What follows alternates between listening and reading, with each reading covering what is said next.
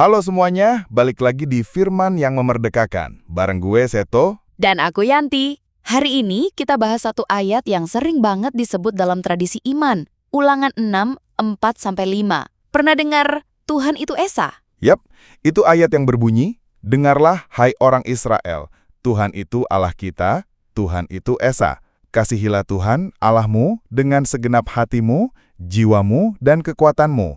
Ini disebut juga Shema loh.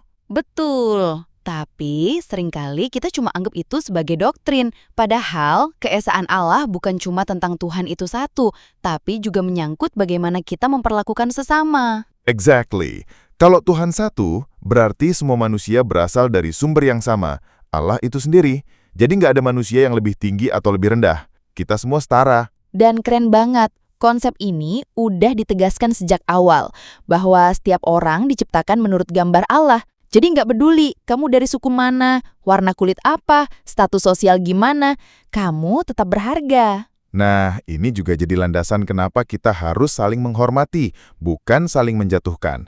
Karena perbedaan itu bukan masalah, tapi kekayaan yang Tuhan ciptakan. Dan mencintai Tuhan sepenuh hati itu juga berarti mencintai sesama. Nggak bisa bilang sayang Tuhan tapi benci tetangga sebelah. Benar. Paulus juga bilang di Galatia 3:28, semua satu di dalam Kristus. Jadi, nggak ada ruang buat diskriminasi, rasisme, atau ketidakadilan. Keesaan Allah mengajak kita menjaga dunia ini bareng-bareng, hidup adil dan penuh kasih.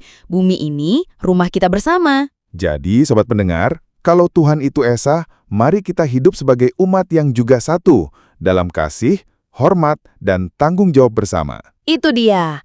Semoga obrolan kita hari ini bisa bikin kamu makin sadar kalau iman itu bukan cuma soal Tuhan di langit, tapi juga soal bagaimana kita hidup di bumi. Sampai ketemu di episode selanjutnya. Jangan lupa, Tuhan satu, kita pun satu.